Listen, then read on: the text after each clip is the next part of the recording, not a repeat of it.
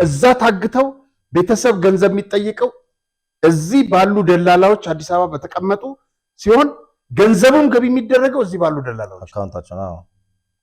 ይሄንን የኢትዮጵያ ፌደራል ፖሊስ ያውቀዋል። እስካሁን እንግዲህ በአደም ያልተደፈረው ራያ ውጅራት አዲሹ አካባቢ እስከ መሆኒ ማይጨው ኮረምና አላማጣ እስካሁን ድረስ በጊዜያዊ መስተዳድሩ ስር ናቸው። የተረጋገጡ ምንጮች ነው ምነግርህ እዛው ውስጥ ከነበሩ ተሳታፊዎች ይሄ በጭራሽ በጠቅላይ ሚኒስትሩም ቃል አልተገባም። የኢትዮጵያ መከላከያ ሰራዊት ለጊዜው አልገባም።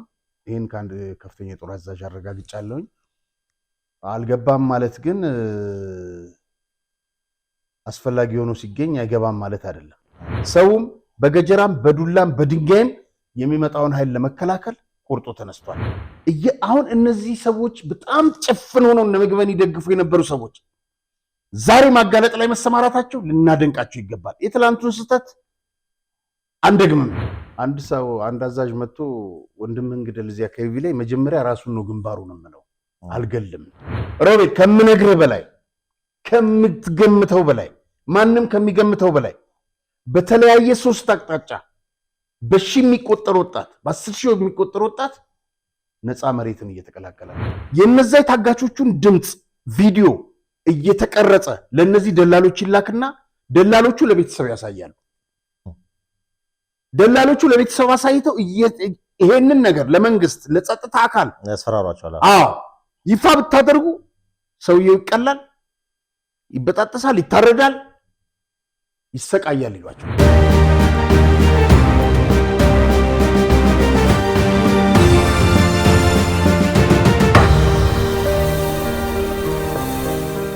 ሰላም ጤና ይስጥልኝ ተመልካቾቻችን፣ እንደምን ሰንብታችኋል? የምትመለከቱት በአማራጭነት የመጣው አዲስ ጉዳይ ቻናላችን ነው። ዛሬም እንግዲህ እንደተለመደው ፕሮግራሙን አዘጋጅተን ወደ እናንተ እናደርስላችሁ ጋዜጠኛ አርያ ተስፋ ማርያም እና ሮቤል ምትኩ እዚህ ስቱዲዮ ተገኝተናል። መልካም ቆይታ እንዲሆንላችሁ ከወዲሁ ተመኘን። እንዴት ናሪያ? ሰላም። እንግዲህ ዛሬ በርካታ ርዕሰ ጉዳዮች አሉን፣ ግን በቀጥታ ወደዛ ከመግባታችን በፊት ቻናላችንን ሰብስክራይብ፣ ሼር ማድረግ እንዳትረሱ። ቪዲዮውን ሲጀምሩ ላይክ አድርጋችሁ ጀምሩ። አስተያየቶቻችሁን ደግሞ አድርሱን፣ ለኛ የበለጠ ነገር ያበረታታናል። ከዚህ ጎን ለጎን ደግሞ እንግዲህ ማንኛውንም አይነት ፕሮግራማችን ላይ ያላችሁን እንዲሰራላችሁ የምትፈልጉትን ጥቆማም ከሆነ በእኛ ዝግጅት ላይ ያላችሁን አስተያየት ከስር በሚታየው የቴሌግራም ቁጥራችን በጽሁፍ መልእክት ልታደርሱን ትችላላችሁ። ከዛ ባሻገር ደግሞ እንግዲህ በኢትዮጵያ ንግድ ባንክ 137536919 አርያ ተስፋ ማርያም ብላችሁ ድጋፍ ብታደርጉልን በተጠናከረ ሁኔታ ፕሮግራሞችን በተከታታይ ወደ እናንተ ማድረሱን የምንቀጥል መሆኑን በዚህ አጋጣሚ ለመግለጽ እንወዳለን። እንግዲህ ከሰሞኑ ከዛ በፊት አንድ መልእክት አለን ለተመልካቾቻችን። ሰመረ ባሪያውን የማያውቀው የለም። በጣም ነው የማደንቀው። እንዴ አንተ ነህ ስልኩን ሰጥተህ የተዋወቅ ነው እንደው እና እነዚህ ጧሪ የሌላቸው እናቶችና አባቶች ዶሮ፣ ዘይት ምናምን ገዝተው ይሰጣል። እንቁላል ለወደ ዓመት 6ኛ ዓመታቸው ነው ይመስለኛል ይሄን ማድረግ ከጀመሩና በውጭና በሀገር ውስጥ የምትገኙ ከስር በሚታየው የኢትዮጵያ ንግድ ባንክ የነሱ አካውንት፣ በውጭ ደግሞ ያላችሁ ዜል አለ። ከዚህ ከዓመት በዓሉ ቀደም ብላችሁ ብታረጉላቸው፣ ለምን ዓመት በዓሉ ሲደርስ ዶሮም ዘይቱ ምናምንም ይወደዳል። እውነት ነው እና ይሄን ብትተባበሩት ጥሩ ነው። መልካም ሰው ነው፣ ዋቀኛ ሰው ነው።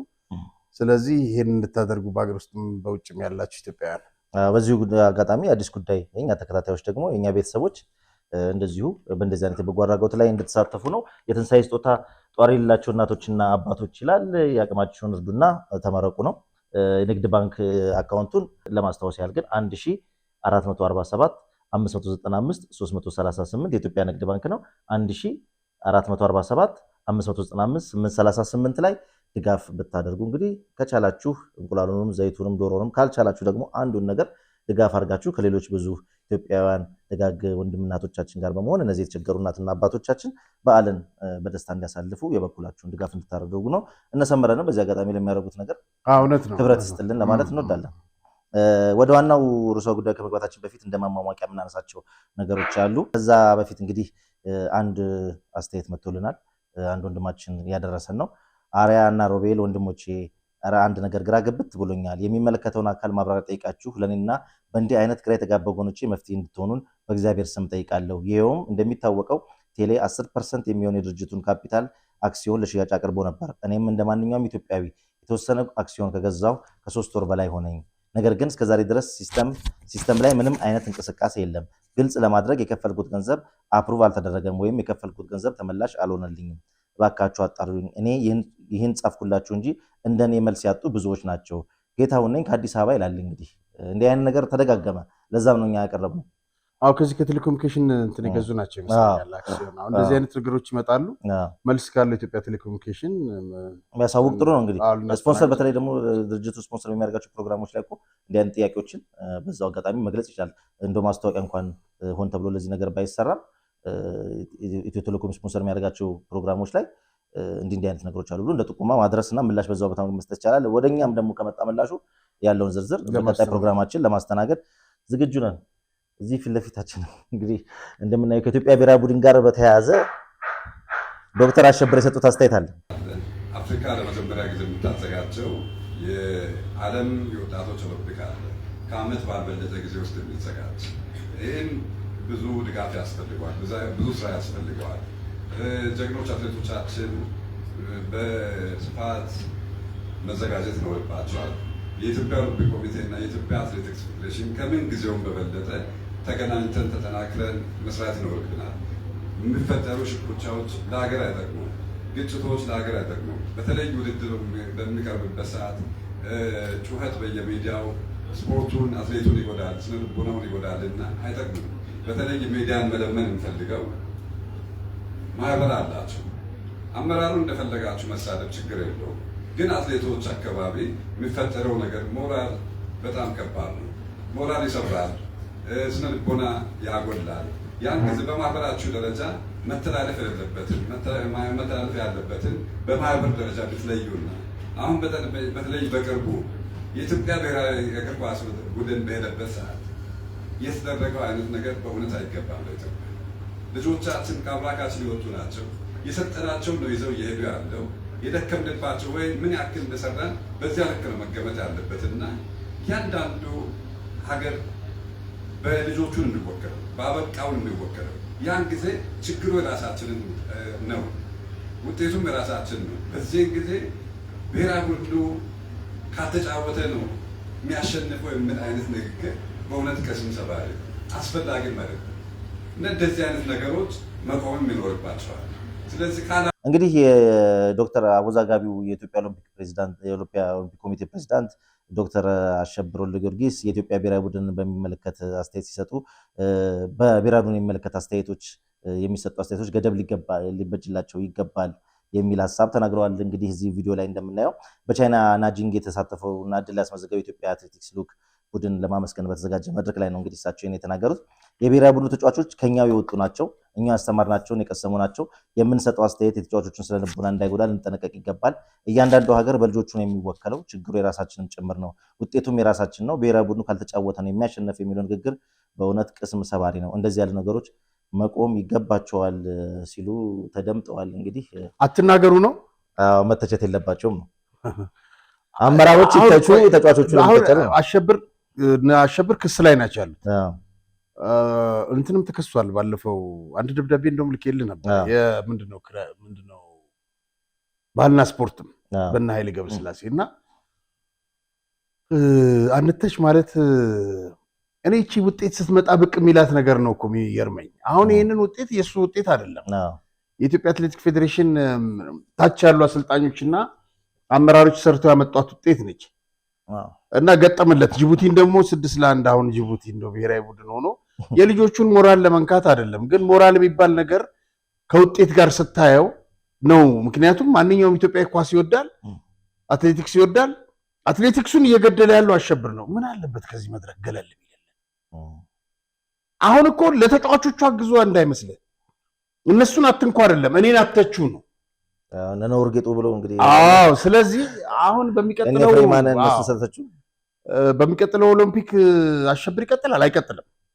መቼም ይሄ መላው ስፖርት ቤተሰብ ሰልፍ የሚወጣበት ነው የሚመስለኝ፣ የተቃውሞ ሰልፍ እና ስለዚህ ሌሎችን ተጫዋቾች አትንኩብን ምናምን በጣም ነው የሚያሳዝነው። አንድ ነገር ልንገር በዚህ አጋጣሚ፣ አንዳርጋቸው ሰለሞንን አወቀው ሸበላውን በማነው በ1993 ዓ.ም ኢትዮጵያ ብሔራዊ ቡድን ለአርጀንቲና የዓለም ዋንጫ ወጣቶች ሲያልፍ ጎላ ገብቷል እኮ እና ጎበዝ ልጅ ነው። በጣም ቡድኑን ይወዳል ምናምን እና አሁን ከአሜሪካን ሆኖ የሚያወጣቸው መረጃዎች ተመልከታቸው። በጣም የሚገርሙ ናቸው። እግር ኳሱ ላይ እያወጣቸው ያሉ በጣም ትልልቅ ሰዎች በነገራችን ላይ በጣም ትልልቅ ሰዎች በጣም አድናቆታቸውን እየገለጹለት ነው። በርታ ሸበላው እና በጣም የሚያሳፍር ነው። አንድ ያየሁት ነገር አሰልጣኝ ከሴት ተጫዋቾች ጋር የሚለዋወጡት እግሮች ሁሉ ወደ ዲኤምሲ ያመራሉ። በመዲናችን አዲስ አበባ በለቡ መብራት ላይ እየገነባን ባለነው በተንጣለለ መንደር ውስጥ የዲያስፖራ አንድ መንደራችንን ሸጠን መጨረሳችን ይታወቃል። አሁን ደግሞ ሲቲቪው የሆነውን እጅግ ውብና ማራኪ እይታ ያለውን ብሎክ በልዩ ቅናሽና በማራኪ ዲዛይን በ8% ቅድሚያ ክፍያ ለሽያጭ አውጥተናል። በመሆኑም ቀድመው ለሚመጡ 10 ደንበኞች ብቻ ባለ 1 መኝታ በ432 ሺህ ብር ቅድመ ክፍያ፣ ባለ 2 መኝታ በ651 ሺህ ብር ቅድመ ክፍያ፣ ባለ 3 መኝታ በ940 ሺህ ብር ቅድመ ክፍያ፣ ባለ 4 መኝታ በ1,300,000 ሺህ ብር ቅድመ ክፍያ ከ60% የባንክ ብድር ጋር አቅርቦሎታል። በጥራትና በታማኝነት በግንባታው ዘርፍ ከ27 ዓመት በላይ በዘለቀው ዲኤምሲ ሪል ስቴት የቤት ባለቤት ይሁኑ። ለበለጠ መረጃና ለሳይት ጉብኝት ከታች ባለው ስልክ ይመዝገቡ። ደስታው እዚህ ይጀምራል። ዲኤምሲ ሪል ስቴት። አትናገሩ የሚሉት እናሸብር እንግዲህ ይሄንን ነው። ገባ አታጋልጡ። ሁለተኛ ነገም ከነገ ወዲያም ኦዲት ምርመራ ሊካሄድባቸው የሚገባቸው ብዙ ነገሮች አሉ። ባለፈው ጨረፍ አድርገዋል። አንተ ሞሮኮ ላይ ምን እየተካሄደ ነው? ሞሮኮ ላይ ሙጥኝ ያለበት ነገር ምንድን ነው? በነፃ ነው? በስምምነት ነው? ዶላር እያወጣን ነው? ይሄ ሁሉ ዶላር እየገባ ነው? እነዚህ ሁሉ ነገሮች መፈተሽ አለባቸው። ሌላው በእንቅስቃሴ በቀደምለት ሁልጊዜ እንትና እንደሚለው ገነነ ነፍሱን ይማር ሰይድም ጥሩ ነበሩ ልጆቹ። ግን ያንን ጨዋታ ለምንድን ነው ሌሎች ቡድኖች ላይ ማይደግሙት ነው? የሚገባው አሰልጣኝ በተገቢ ቦታ ስላልተቀመጠ ይመስለኛል። ይህንን ባለሙያዎቹ ራሳቸው ይነጋገርበት ጥሩ ነው። አሸብርን ግን የምንሰማበት ጆሮ የለንም። መልካም ያው አነጋጋሪ ስለነበር እናንሳው ብለን ነው። መልካም ወደ ሌላው እንግዲህ መረጃችን ስናልፍ በኢሚግሬሽን መስሪያ ቤት አካባቢ ከዚህ በፊት እንግዲህ ደጋግመን ስናነሳ ነበር ስለ ኢሚግሬሽን። በዛ አካባቢ በህገወጥ መንገድ ሲንቀሳቀሱ የነበሩ 65 ተጠርጣሪዎች በቁጥጥር ስር መዋላቸው ተሰምቷል። እንግዲህ የኢሚግሬሽንና ዜግነት አገልግሎት ከፌዴራል ፖሊስ ኮሚሽንና ከልደታ ክፍለ ከተማ ወረዳ አስተዳደር ጋር 7 አስተዳደር ጋር በመተባበር እና በመቀዳጀት ባደረገው ኦፕሬሽን ነው እንግዲህ በተቋሙ ቢሮ አካባቢ ህገወጥ በመሆኑ ሲንቀሳቀሱ ነበር የተባሉት ሰዎች የተያዙት። እንግዲህ በተለያየ ህገወጥ የደላላ ስራዎች ላይ የተሰማሩ ስራ አካባቢውን በማወቅ አገልግሎት አሰጣጥ ላይ ችግር እየፈጠሩ ያሉ በተለያየ የማጭበርና የማታለል ተግባር ላይ ተሰማርተው የነበሩና በህገወጥ መንገድ የኦንላይን የአስቸኳይ ፓስፖርት የሚመሉ ተጠርጣሪዎች ናቸው ተብሏል። እንግዲህ እነዚህ ሰዎች በተጨማሪም 7 ህገወጥ የንግድ እንቅስቃሴ ላይ የተሰማሩ ቤቶች ታሽገዋል።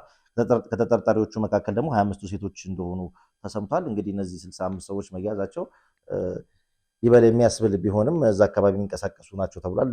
የተሰራው ነገር እጅግ የሚያበረታታ ነው። ግን ኢሚግሬሽን ላይ የሚቀርቡ ክሶች እዛው አካባቢ ካሉት ባልተናነሰ ሁኔታና በገዘፈ ሁኔታ ደግሞ ውስጥ ባሉት አሰራርና መዋቅር ላይ እንደመሆኑ መጠን ወደዛስ ጠንከርና ጠብሰቅ ያለ እርምጃ የሚወሰደው መቼ ነው? ይሄኛውን ለማንኳሰስ ሳይሆን ዋናው የችግሩ ምንጭ እነዚህ ሰዎች እኮ የሚሰሩት ውስጥ ካሉት ጋር። በጣም ጥሩ እይታ ነው ሮቤል። ምክንያቱም ምን መሰለህ እነዛ ባይኖሩ እነዚህ አይኖሩ። መጀመሪያ መቁረጥ ያለብህ ውስጥ ያለውን። ስለዚህ ውጭ ያለውን እናስፈጽምልሃለን የሚለው ደላላ እኮ አንተ ውስጥ ሰራተኛ ከሆንክ ከአንተ ጋር ግንኙነት ሳይፈጥር ያንን ሊያደርግ አይችልም። ስለዚህ እዛ ላይ መጀመሪያ ትኩረት ቢያደርጉና እርምጃ ቢወስዱ ጥሩ ነው። እንግዲህ እስቲ የሚሆነውን ነገር ደግሞ አዲስ ነገር ካለ እኛ ደግመን ደጋግመን በዚህ ዙሪያ ተደጋጋሚ ፕሮግራሞችን ሰርተናል። ምን ይሆናል የሚለውን ወደፊት ምን ይሆናል። የሚያስደስት እርምጃ ደግሞ ከተደረሰ ለምስጋናም እንደዚሁ ይህም ጥሩ ነው የተወሰደው እርምጃ። ደግሞ ከዛ የተሻለ ነገር የኢትዮጵያ ብዙ በጣም ቅሬታ ከሚቀርባቸው ዋና መስሪያ ቤቶች አንዱ እንደመሆኑ መጠን ጠንከር ያለ እርምጃ መውሰድ ያስፈልጋል ከሚል አኳያ ነው እኛም ደጋግመን እዚህ ላይ የምንሰራው። ሌላው እንግዲህ ባለፈው በተደጋጋሚ አንስተነው ነበር እኔ እናንተ በማይናማር በተለይ ታይላንድ የተባለ ስራ ይወሰዱና ወደ ማይናማር ከባንኮክ ወደዛ የሚወስዷቸውን ሁኔታ በተመለከተ በጣም በአስገዳጅ ቡድኖች ውስጥ እንደነበሩ ስንናገር ነበረ። እንግዲህ በኦንላይን የገንዘብ ማጭበርበር ላይ በግዳጅ ተሰማርተው የነበሩ ኢትዮጵያውያን ወደ አዲስ አበባ መግባታቸው ተሰምቷል።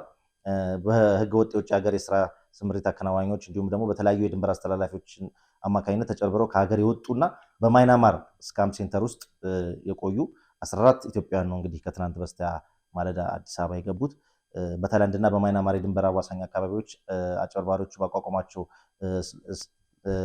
ሴንተሮች ውስጥ የኦንላይን ገንዘብ ማጭበርበር ስራ ላይ በግዳጅ የተሰማሩ የተለያዩ ሀገር ዜጎች እንዳሉ ከዚህ በፊት ተደጋግመው በተለያዩ ሚዲያዎች ተዘግቧል። ያንን ዘመቻ ተከትሎ እንግዲህ በህገወጥ ቡድኖች ስር ከነበሩ ኢትዮጵያ መካከል በተለያዩ ጊዜያት የተወሰኑ ኢትዮጵያውያን አምልጠው ታይላንድ መግባታቸው ተሰምቷል። ያንን ተከትሎ እንግዲህ ታይላንድ ከገቡት ውስጥ ነው እንግዲህ 14 ኢትዮጵያውያን ወደ ሀገራቸው እንዲመለሱ የተደረገው። እንግዲህ እነዚህን ደግሞ በጣም የሚገርመኝ ነገር መረጃው ኢትዮጵያን መመለሱ አንድ ነገር ነው፣ ግን ወደ ሀገር ለማምጣት ድጋፍ ይጠባበቁ ነበርና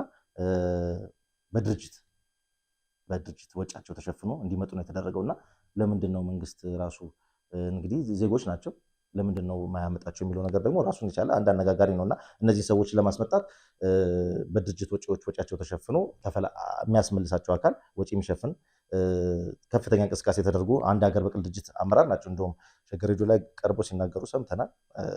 በዛ አማካኝነት ነው እንግዲህ ስፖንሰር ተገኝቶላቸው እንዲመለሱ የተደረገውና ይሄ እንደዚህ የሚሆን ከሆነ ደግሞ እንግዲህ ሌሎች የመምጣቱ ጉዳይ ደግሞ ተስፋ የሚያስቆርጥ አይሆንም። የራሱን የቻለ እኔ እንግዲህ ብዙም ዜናዋን አይቻታለሁ እና ለምንድነው ዋናው መምጣታቸው ነው በድርጅቱ ግን ሌሎች እንዳይሄዱ ማድረግ ነው። በዚህ አጋጣሚ አንድ ነገር ልንገር፣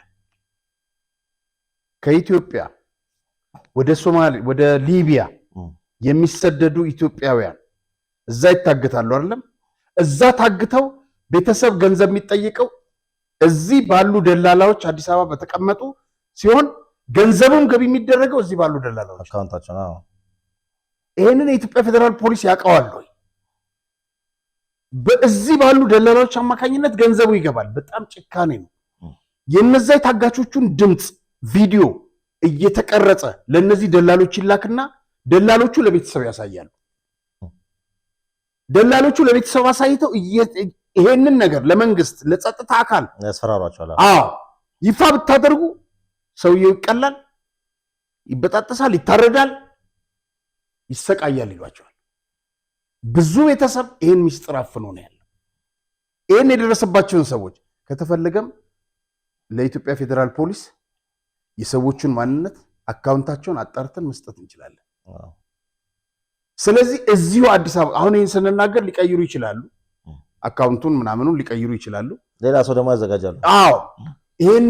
ይሄ ግን እየተካሄደ ያለው በጣም ምን አይነት ጭካኔ ላይ እንደደረስን እኔ አላውቅም። ምን አይነት ጭካኔ ዘመን ላይ ሮቤል ወንድምን ሲያሰቃይ በአንተ ላይ ብር እንትን ሲያደርግ በጣም የሚያሳዝን ደረጃ ላይ ነው ያለነውና ይሄንንም ጥቆማ የሚመለከት ጸጥታ ኃይል እንዲሰማ። መልካም፣ ወደ ዋናው ርዕሰ ጉዳያችን እንግባ። እንግዲህ ባለፈው ሐሙስ ክቡር ጠቅላይ ሚኒስትር ዶክተር አብይ አህመድ ለፓርላማ ከሰጧቸው ማብራሪያዎች አንዱ ጊዜያዊ አስተዳደርን የተመለከተ ነበርና በጣም በአስገራሚ ፍጥነት ህወሓት ነን የሚለው ቡድን እንግዲህ በደብረጽዮን የሚመራው ቡድን ደግሞ የተቃውሞ ምላሽ ሰጥቷል። የጠቅላይ ሚኒስትሩን ሀሳብ ሙሉ ለሙሉ እንደማይቀበል የሚገልጽና እንዴት አገኘው? በጣም ጥሩ ሮቤል። የሰሙት ሁሉ አይመስለኝም መልስ ለመስጠት። መጀመሪያ መልስ ለመስጠት መስማት አለባል። በጣም በፈጣን ሁኔታ ነው መልስ የሰጡት። ሁልጊዜ ለመቃወም ነው የተፈጠሩት፣ ሁልጊዜ ለማፍረስ ነው። ምክንያቱም ለምን መሰለ፣ እርግጠኛ ነኝ ያንን ሀሳብ አይተውት ጠቃሚ እንኳን ቢሆን ለነሱ ማለት ነው ለነሱ ጠቃሚ እንኳን ቢሆን አይተውት አይደለም መልስ የሰጡት። ለምን? ህገወጥ ስልጣን ይዘዋል። ገባ? መፈንቅለ መንግስት አድርገዋል። አብዛኛውን የትግራይ አካባቢ ተቆጣጥረዋል። ስለዚህ ለዛ ነው ያንን መልስ የሰጡትና ነገር ግን የጠቅላይ ሚኒስትሩ ማብራሪያ ጥሩ ነበረ። ሁለተኛ የፕሪቶሪያን ስምምነት ያላማከለ ምናምን ይለዋልና እርስ በርሱ የሚጋጭ ነው የነሱ ዲስኩር። ነገር ግን ተቀበሉትም አልተቀበሉትም እውነተኛው የሚሆነውን በጊዜ ሂደት እናየዋለን። መልካም። በተመሳሳይ እንግዲህ ባለፈው ረቡዕ ዕለት ጠቅላይ ሚኒስትር አብይ አህመድ ከጠቅላይ ሚኒስትር ቢሮ በትግርኛ ተጽፎ የወጣው በማና በአማራ ሚዲያ የተሰራጨው መግለጫ እንግዲህ ጠቅላይ ሚኒስትሩ የትግራይ ጊዜያዊ አስተዳደር ለማራዘም ስልጣን ቢኖረውም ነገር ግን ለተጋሩ ለትግራይ ተወላጆች በሩን ክፍት በማድረግ እጩ ጠቁሙ የሚል ሀሳብ እድል ሰጥተዋል ወይም ደግሞ እድል አመቻችተዋል እና ያንን አስቀምጠዋል። የአንዳንድ ወገኖች ስጋት እንግዲህ ከዚህ ጋር በተያያዘ ያደመ ቡድን ተመልካቾቻችን ለማስታወስ አደመ ማለት እንግዲህ አለም ገብረዋት፣ ደብረጽዮንና ሞንጆሪኖ ናቸው። በእነሱ በሶስቱ የሚጀበረው ቡድን ወይም ደግሞ ህገወጥ የህወሓት ቡድን ደጋፊ እያሰባሰበና መመሪያ እየሰጠ እያንዳንዱ ግለሰብ የደብረጽዮንን ቡድን አባላትን ዝርዝር በኢሜል እየላከ ስለሆነ በአቋራጭ እነዚህ ሰዎች ደግሞ ድምጽ አግኝተው ስልጣን የሚይዙ ከሆነ የሚል ነገር ሌላ ስጋት ሊፈጠር ይችላል የሚል ሐሳብ አለና በዚህ ላይ ምን ትላለህ? ይሄ ሊሆን አይችልም። ለምን መሰለህ? በመጀመሪያ ደረጃ ጠቅላይ ሚኒስትሩ በዚህ በፌዴራል ህገ መንግስቱ በ629 አዋጅ 35995 የወጣው ላይ ማለት ነው ስልጣን አላቸው እና እንግዲህ በዚህ መሰረት ነው የጊዜያዊ መስተዳድሩ ፕሬዝዳንት ለመሾም የጠቅላይ ሚኒስትሩ ኃላፊነት ነው። ይህንን አሳልፎ መስጠት ሰዎች እጩ ዝርዝር እንዲያቀርቡ እድሉ ተሰጠ። አዎ የብዙዎች ስጋት የነበረው ምንድነው ሰው ያለመረዳት ነገር ስለነበረ ሀቅ የሚባል የስብሃት ነጋ ልጅ 5000 የፌስቡክ ሰራዊት ነበረው። እነዛ በህይወት አለው የሉም? አብዛኞቹ በህይወት የሉም። አሁንም ማሰማረት ይችላል። አንድ የሆነ የሰሩት እንትን ነበር አይተህ ከሆነ እነ ደብረጽዮን በጣም በተጣደፈ ሁኔታ ሰውን ኢሜል አጻጻፍ ምናምን ሲያሳዩት ማለት ነው። እሱን እንመጣልሃለሁ። እዚህ ጋር ይኸውልህ እስቲ ያወጣትን ከትላንት ወዲያ መግለጫ እንመልከታት። መልካም እቺ ሁለተኛዋ ፓራግራፍ ላይ ነው። በኢትዮጵያ መንግስት ዋና ዋና የሚባሉ ሸቀጦች ወደ ትግራይ እንዳይገቡ እየተከለከለ ነው አለ። የህይወት ማዳን ስራዎች እና እነዚህ ስራዎች እንዳይካሄዱ ምጽዋት ቀጥሏል አለ እና ተመጽዋችነት እርዳታው ተመጽዋችነት ታዲያ የቀጠለው 27 30 ዓመት ሙሉ በሴፍቲኔት ብለው የትግራይን ህዝብ 15 ኪሎ ስንዴ ታዲያስ 1 ሚሊዮን እኮ ሰው ተረጂ እኮ ያደረጉት እነሱ ናቸው። ከነዚህ ትኩረት ከሰጣቸው ውስጥ አንዱ ይልና የፕሪቶሪያው ስምምነት ነው።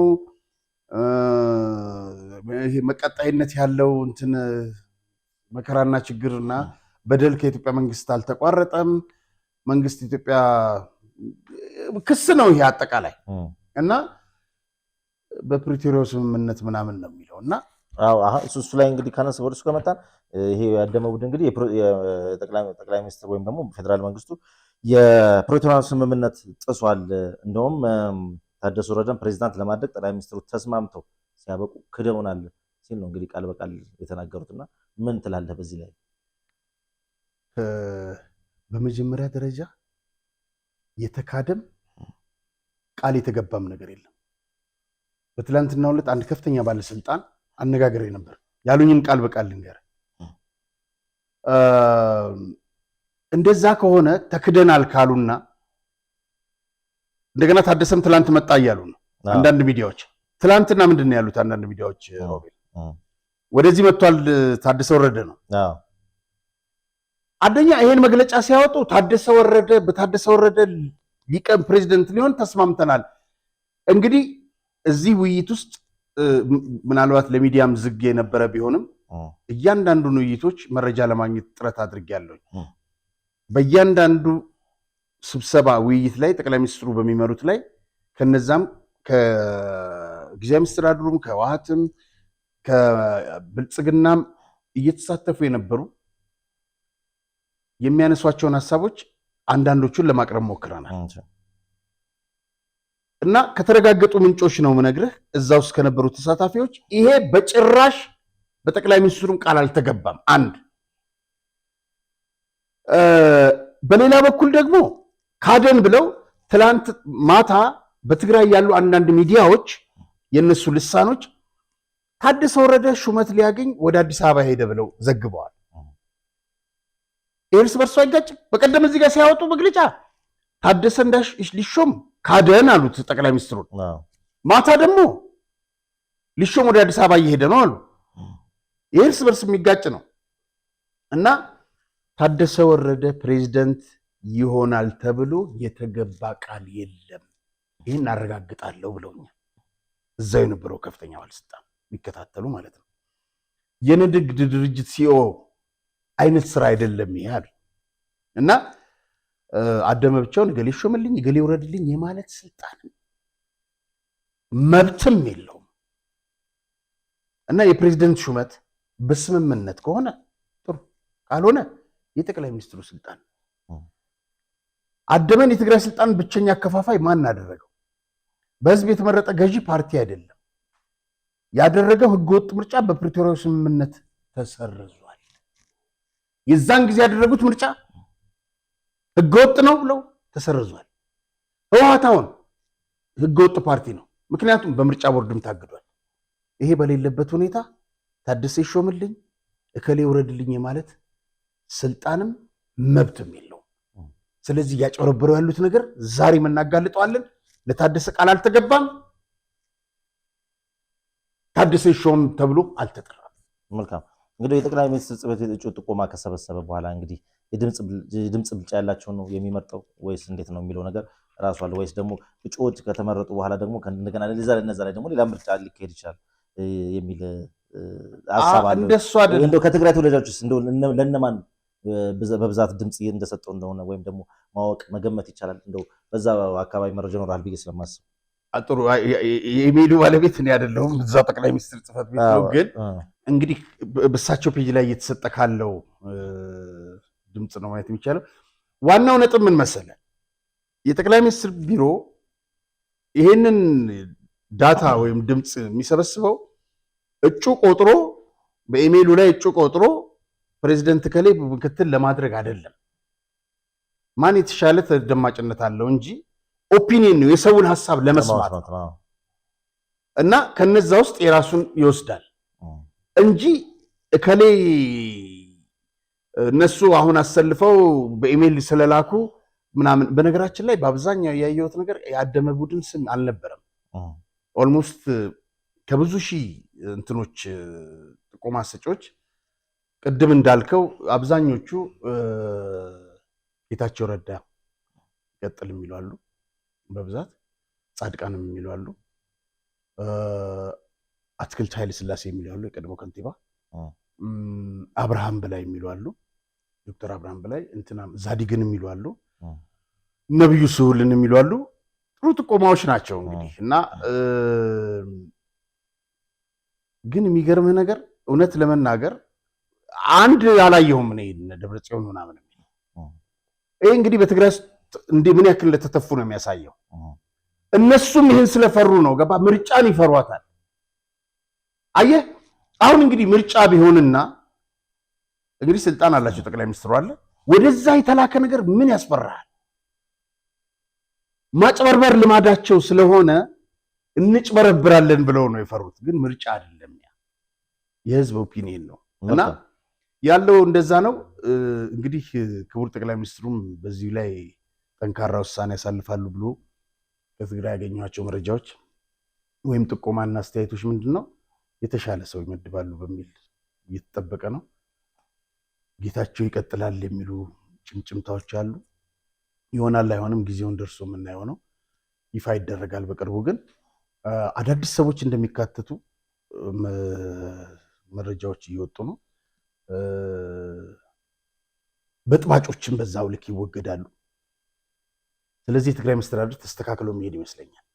መልካም እንግዲህ አንዳንድ የትግራይ ማህበራዊ ሚዲያዎች በተለይም ደግሞ እንግዲህ ወደ ህገወጡ ቡድን የሚያዘነብሉ ሚዲያዎች የኢትዮጵያ መከላከያ ሰራዊት ወደ ትግራይ እንደገባ በሰፊው ሲዘግቡ ይታያል፣ ደጋግመው ሲያነሱ ይታያልና ስለ ጉዳዩ ምናልባት መረጃው ካለ እሱን እናንሳ። ከዚህ ጎን ለጎን ተያይዞ ነው እንግዲህ ፍስሐ ማንጁስ በራያና በአካባቢው አስተላለፈ የተባለ ትእዛዝ አለና ምንድን ነው የትእዛዝ? እሱም አብረን ብናነሳው ተያያዥነት ያለው ይመስለኛል።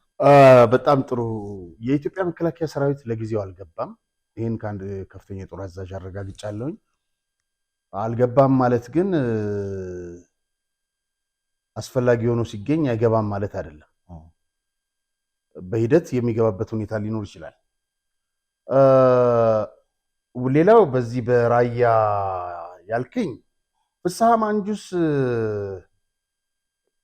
ከነ ሞንጆርኖ ጋር በመመካከር አርሚ 26 እና 31 የተባሉ ወደ ምንድነው ወደ ራያና አካባቢው በኃይል ጥሰው እንዲገቡ መመሪያ ሰጥቷል። ይህንንም ሀጎስ ገብረ የሚባል አንድ ክራር መቼ የነበረ አዝማሪ እሱ እንዲያስፈጽመው ነው ትእዛዝ የተሰጠው እና በዚህ በአደመ ቡድን ያልተደፈረው የራያ ከሁለት ቀን በፊት ሁለት ሹመቶች ሰጥተዋል። ያንን የሾማቸው ሰዎች የዛው የራያ እና የማይጨው አካባቢ ተወላጆችን ነው፣ ያው በፊት የነበሩ ማለት ነው። እና እስካሁን እንግዲህ በአደመ ያልተደፈረው ራያ፣ ውጅራት፣ አዲሹ አካባቢ እስከ መሆኒ ማይጨው ኮረምና አላማጣ እስካሁን ድረስ በጊዜያዊ መስተዳድሩ ስር ናቸው። እነዚህም በኃይል ለማውረር 2 ክፍለ ጦር ወደ አካባቢ ተሰማርቷል። ይሄንን ያሰማራው ፍስሐ ማንጁስ ነው። በነገራችን ላይ የአካባቢው ህዝብ ወደ ለየለት ያንን አካባቢ ወደ ለየለት የደም መፋሰስ እንዲካሄድበት ለማድረግ ፍስሐ ማንጁስ ታጥቀው ተነስተዋል። ምክንያቱም ሰውም በገጀራም በዱላም በድንጋይም የሚመጣውን ኃይል ለመከላከል ቆርጦ ተነስቷል። ስለዚህ ከፍተኛ ተቃውሞ ነው ያለው። በራያና በአካባቢው ህዝቡ እንቅልፍ ሳይተኛ በተጠንቀቅ ላይ ቆማል። ይሄ አላስፈላጊ ግጭት ውጤቱ አስከፊ ነው የሚሆነው።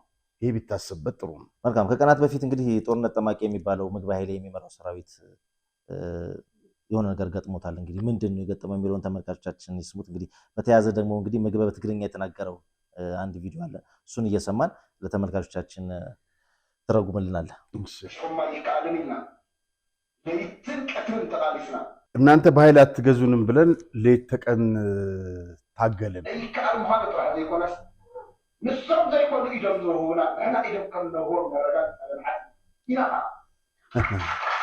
እነሱ ሊያንበረክኩን ቀርቶ እኛ እጃቸውን ይዘን እንደምናንበረክካቸው ምንም አትጠራጠሩ አይነት ነገር ነው የሚለው። በነገራችን ላይ ምግበ የሚመራው የምዕራብ እዝ ባዶ ቀርታለች ማለት ይቻላል። ምክንያቱም በዚህ ውስጥ የነበረው የሰራዊት አባል በሙሉ ጥሎ አብዛኛው ነፃ መሬት በሚባለው አካባቢ ትግሉን ሲቀላቀል፣ ሌላው ደግሞ መሳሪያውን ይዞ ወደ ቤቱ እየሄደ ነው እና እነ ምግበ በዚህ የተበሳጩ ይመስለኛል። ምዕራብ እዝ የሚመራት ግን በጣም ባዶ ቀርጣለች። ይኸውልህ እስከ ሰሞኑ በጣም የሚያስቅ በዚህ ይሄ ወርቅ ነው እንደምታየው። ጀነራል ምግበ የሚለውን ጀነራል ወርቀይ ብለውታል። ይሄ ሽሬና አካባቢ ማዕድን በማዘዋወር እና ይሄ ነው አለ። ዘጸአት ምን ብሎታል ተመልከት። በዛርት ተብሎ የሚታወቅ ማዕድንና ገንዘብ የምግበ እንደሆነ ነው። በጣም ጥሩ ነው። አሁን እነዚህ ሰዎች በጣም ጭፍን ሆነው እነ ምግበን ይደግፉ የነበሩ ሰዎች ዛሬ ማጋለጥ ላይ መሰማራታቸው ልናደንቃቸው ይገባል። የትላንቱን ስህተት አንደግምም ብለው አልፏል። እንግዲህ ዘጸአት ምንድን ያለው? ወርቅ አዝማች ሞላ አስገዶም አለው። ሞላ አስገዶም ይባል ነበር ከደሜት የገባው እና ምግብን በእንደዚህ አይነት ሁኔታ ያንጠባጠቡት ነው። ሰራዊቱም እየከዳው ነው። በጣም ጥሩ ነው። በቀጣይ እንግዲህ 2 አጫጭር ቪዲዮዎች አሉ። እንግዲህ እያየን ወጣቶቹ በስሜት የሚናገሩት አለ። እሱን ነገር ትርጉሙን ለአድማጮቻችን ብታቀርብልን።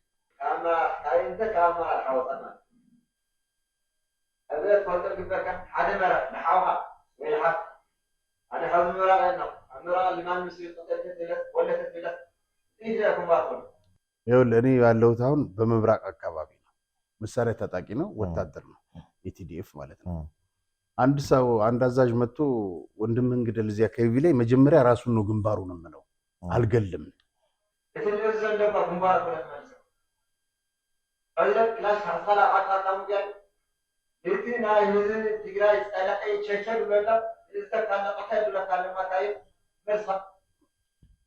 የትግራይን ህዝብ እየጋለበ ያለው ማጅራቱ ላይ ወጥቶ ቺቺ ፈረስ እንደምትጋልበው ማለት ነው። እየጋለበ ያለውን እሱ ላይ ፈሙዝን አንሳበት ነው የሚለው። ግንባሩን በለው።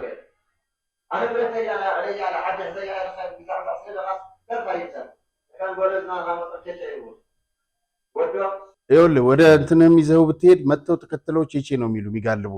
ስለዚህ ግንባራቸውን በላቸው ነው። ኣብ ወርዕሉ ኩለና አልጋነሽ ልባላ ክፍለ ጦር ነይሩ ህያሉ ግይ ነይሩ እንዳለ የትሪፎን ኩለና አልጋነሽ ብጣዕሚ የትሪፎን ለበዝሕ ሰው የተሪፎን ካብስ ዘን ክፍለ ጦራት 20 እና 24 የሚባሉ ክፍለ ሰራዊቶች ነበሩ። ነገር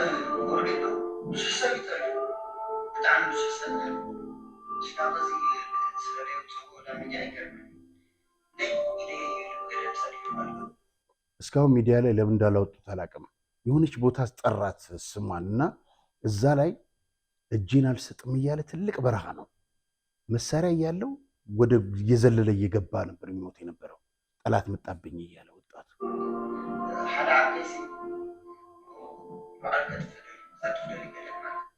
አንድ ጓደኛ የራሱን ሊያጠፋ ፈለገ ገደል ውስጥ ገብቶ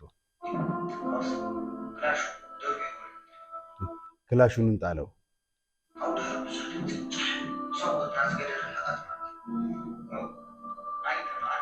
ይኸውልህ ጧ ሚል ድምፅ ይሰማል ከላይ ሲወረወሩ።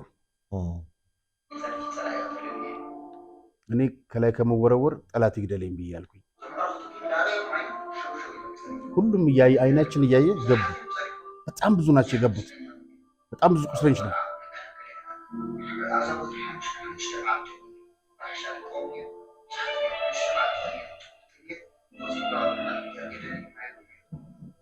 አምስት ቀን እህል የለ ውሃ አለ፣ ግን ቅጠል እየበላን ተደብቀን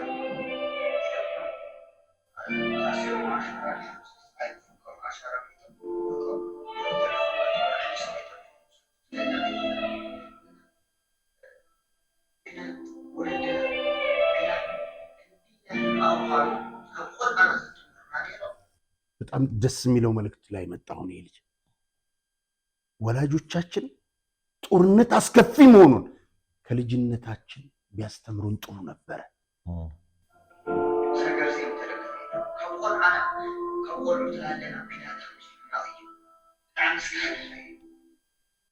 እዚህ ድረስ አስከፊ መሆኑን ጦርነት ሊያሳዩ ሊነግሩን ይገባ ነበር ወላጆቻችን።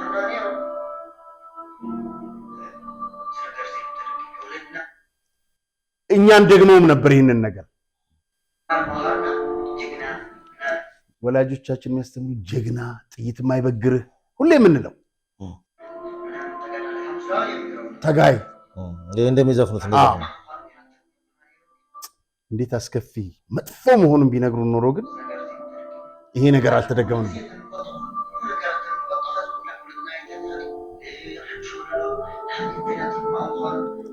አሁንም እያወቅ ነው መሄድ አለብን። አዲሱ ትውልድ ይሄንን መንገር አለብን። ጦርነት መጥፎ መሆኑን አስከፊ መሆኑን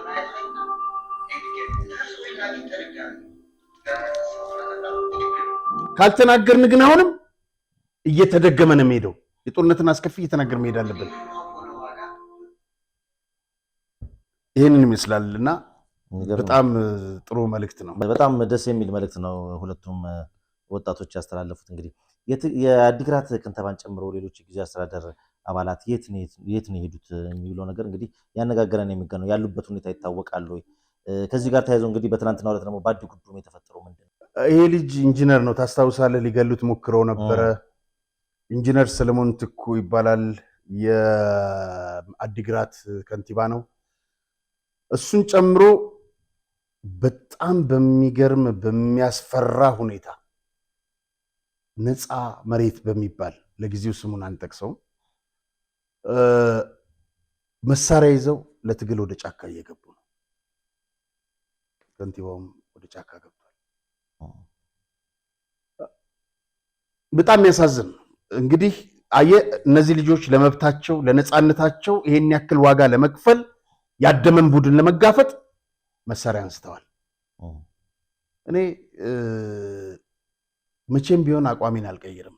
ማለት ጦርነት አስከፊ ነው። ጦርነት የምትገባበት ከበጣም በላይ ምልህ ከአቅምህ በላይ ሲሆን ነው፣ መውጫው መንገድ ሲጠፋ ነው። እነዚህ ሰዎች ይህንን የመሰለ ወጣት ልጅ ለውጥ ይፈልጋል። ለውጡን ግን በሰላማዊ መንገድ ማሳካት አልቻለም። ምክንያቱም አፋኙ ይሄ ስብሃትና ጉጅሌ ቡድኑ ስላለ ማለት ነው። ስለዚህ ሮቤል ከምነግርህ በላይ ከምትገምተው በላይ ማንም ከሚገምተው በላይ በተለያየ ሶስት አቅጣጫ በሺ የሚቆጠር ወጣት በ10 ሺህ የሚቆጠር ወጣት ነፃ መሬትን እየተቀላቀለ ነው። ያ ነፃ መሬት የሚባለው ደግሞ ወታደራዊ ስልጠና የሚካሄድባቸው ለትግል ዝግጁ የሆነ ሜዳ ማለት ነው። እና ከፍተኛ ደም መፋሰስ ነው የሚከተለው። እርስ በርስ ነው ያው ግድያው የሚሆነው። ከዚህ በፊትም እርስ በርስ ነበር ኢትዮጵያውያን መካከል። እኔ እንግዲህ ጦርነትን ብቃወመው የሚቀር ነገር አይደለም። ምክንያቱም እነዚህ ሰዎች መብታቸውን ተገፈፉ፣ ነፃነታቸውን ተገፈፉ፣ መኖራቸውን ተገፈፉ። በ80 ዓመት ሽማግሌዎች የ20 ዓመት ልጆች እየሞቱ ዛሬም ይቀጥላሉ። አፈናውን አስቀጠሉት። በኃይል መንግስት አፍርሰው ስልጣን ተቆጣጠሩ። ስለዚህ እጃቸውን አጣምረው ማየት አልፈለጉም። ብረት አንስተው ወደ ሜዳ ሄዱ። ምዕራብ ዕዝ ቅድም ያልነው ምግብ የሚመራው በሙሉ ሰራዊቱ እነዚህን ተቀላቅሏል። ሰራዊቱ የተደራጀ ነው። ታደሰ ወረደም አምኗል። ይነሱም ይብዙም። አሁን ግን በዚህ ሳምንት የታየው ቁጥር ከምገልጽልህ በላይ ነው። የት ናቸው ምናምን መረጃዎቹን ልናወጣ አንችልም። ነገር ግን ወደ ሜዳ እየገቡ ነው። ትላንትና በአዲ ጉዶም በቀደም ዕለት 5 ሰዎች ተገለው በርካቶች ቆስለው በነበረበት ሁኔታ ትላንት አዲ ጉዶም በሚገርም ሁኔታ ከጧት እስከ ማታ እንደዚህ ጭር ብላ ነው ያለችው። ህዝብ ከቤቱ ባለመውጣት ከፍተኛ ተቃውሞ እያሰማ ውጡልን፣ ከተማውን ለቃችሁ ነው ያላቸው። ውጡልን፣ አንፈልጋችሁም ነው ያላቸው። የማንን ያደመን ቡድን። ከዚህ በላይ እንግዲህ ተቃውሞ የለም። አያም ወደ ጠርሙሱ ልትመልሰው አትችልም። ተቃውሞ እንደዚህ ከተማዋ እንደዚህ ሆና ነው ያለችው። በርካታ ደም ፈሷል እዚህ ከተማ ላይ። ነገ ጠዋት የሚጠየቁ ለፍርድ ይጠየቃሉ። ወጣቱ ወደ ጫካ እየገባ ነው። የሚቀጥለውን ሂደት አብረን የምናየው ይሆናል። መልካም እንግዲህ በመጨረሻም ደግሞ የፈንቅል መስራች የሆነው መምህር የማረ ንጉስ ለኢቲቪ በአማርኛ ከሰጠው መግለጫ የተወሰነችዋን እንስማና በዛው እንሰነባበት። ዲሞክራሲ የለም ስላልኩ ነው። በየትኛው ሞራል ነው ለኔ ባንዳ የሚለኝ? የትግራይ ህዝብ የታገለለት ዓላማ አልተሳካም። እናንተ ልጆቻችሁ አውሮፓና አሜሪካ እያስተማራችሁ የትግራይ ህዝብ እየተራበ ነው ያለው። ትግራይ ህዝብ ችግር ነው ያለው። አካል ጉዳተኛ አለ። እናንተ ዊስኪ ስትጠጡ ውሃ ያጣ ህዝብ አለ ስላልኩኝ እኔ ባንዳ እባላለሁ። እሱ ጠበንጃ ይዞ ትናንት ራሱን ይገዛን ነበር። ዛሬ ደግሞ አውሮፓ የተማረውን ልጁን አምጥቶ እኛን ሊያስተዳድረን ተነሳ አማራ መጣና ይሄ ባንዳ ግደል ይላል። ይሄ ነው ልዩነቱ። ይሲ እና አምዶም ገብረስላሴ ያሉ ጀግኖች ህወሓት ስለተቃወሙ የቤት ክራይ እየተከለከሉ ነው። የቤት ክራይ እንኳን ተከለከላለ። ቄስ የአረና አበል ተብሎ ሳይባርክ እንዳይባርክ ተብሎ ሰሞኑን ደግሞ በየሰፈሩ እየወጡ የአረና የፈንቅል ምናምን እያሉ ባንዳ እያሉ እያስነበቡ ነው ስም። በዚህ ደግሞ ምን ይላል? ምርጫ እናደርጋለን። ፓራዶክስ። እኛ ባንዳዎች ተብለናል። እንግዲህ ዋና ባንዳ ነኝ እኔ ያልኩህ እኮ ህወሓት አንድና አንድ ነው። ሀገር ሙሉ ሽጥና 50 ዓመት ስልጣን ላይ ትቆያለህ ከተባለ አይደራደርም። በታሪኩ እንምጣ። የባንዳ ታሪክ ነው ያለው። ብሔር ለብሔር ማጋጨት ማለት ይሄ ባንዳነት ነው። እንግዲህ ይኸውልህ የማን እንትኖች ዛሬ ራሳቸው ይጠሉት የነበረው እንኳን ተገደል ክልል የሚሉ የነበሩት ዛሬ እያወጡ ነው። ጥሩ ነው። እና እዚህ ላይ የተናገራት አንድ ቁልፍ ነጥብ ባንዳ ማለት እነሱ ናቸው። ኢትዮጵያ ውስጥ እርስ በርስ በብሔር ሲያገዳድሉ ከዛ ወርደው አሁን ቅድም ያልነው ያነሳ ነው እርስ በርስ ደግሞ ሊያገዳድሉት ነው። በቡድን በብሔር በጎጥ በመንደር ሊያገዳድሉት ቆርጠው ተነስተዋል። ግን ወጣቱ እምቢ ብሏል። ማለት እምቢ ለነጻነቴ እምቢ ለመብቴ በማለት ከንቲባዎች ሳይቀሩ ትግሉን የተቀላቀሉበት ሁኔታ ነው። ያሳዝናል። እንግዲህ ዛሬም 2 ዓመት ሳይሞላ እንደገና ደግሞ እዛው እርስ በርስ ጦርነት ውስጥ ለመግባት ያው ለመግባው ይፎክራሉ። ወጣቱ መብቱን ለማስከበር ተሰልፏል። ይሄ ነው ያለው እውነታ። መልካም ስለነበረን ቆይታ እጅግ አድርጌ አመሰግናለሁ። የተከበራችሁ ተመልካቾቻችን የዕለቱን መሰናዷችን ይመስል ነበረ። ፕሮግራሙን አዘጋጅተን ወደ እናንተ ደረስላችሁ ጋዜጠኛ አርያ ተስፋ ማርያም እና ሮቤል ምትኩነን። ዳግም በሌላ ዝግጅት እስክንገናኝ ድረስ እስከዛው ሰላም ቆዩ። እግሮች ሁሉ ወደ ዲኤምሲ ያመራሉ። በመዲናችን አዲስ አበባ በለቡ መብራት ላይ እየገነባን ባለነው በተንጣለለ መንደር ውስጥ የዲያስፖራ አንድ መንደራችንን ሸጠን መጨረሳችን ይታወቃል። አሁን ደግሞ ሲቲቪው የሆነውን እጅግ ውብና ማራኪ እይታ ያለውን ብሎክ በልዩ ቅናሽና በማራኪ ዲዛይን በ8% ቅድሚያ ክፍያ ለሽያጭ አውጥተናል። በመሆኑም ቀድሞ ለሚመጡ 10 ደንበኞች ብቻ ባለ 1 መኝታ በ432 ሺህ ብር ቅድመ ክፍያ፣ ባለ 2 መኝታ በ651 ሺህ ብር ቅድመ ክፍያ፣ ባለ 3 መኝታ በ940 ሺህ ብር ቅድመ ክፍያ፣ ባለ 4 መኝታ በ1,300,000 ሺህ ብር ቅድመ ክፍያ ከ60% የባንክ ብድር ጋር አቅርቦሎታል። በጥራትና በታማኝነት በግንባታው ዘርፍ ከ27 ዓመት በላይ በዘለቀው ዲኤምሲ ሪል ስቴት የቤት ባለቤት ይሁኑ። ለበለጠ መረጃና ለሳይት ጉብኝት ከታች ባለው ስልክ ይመዝገቡ። ደስታው እዚህ ይጀምራል። ዲኤምሲ ሪል ስቴት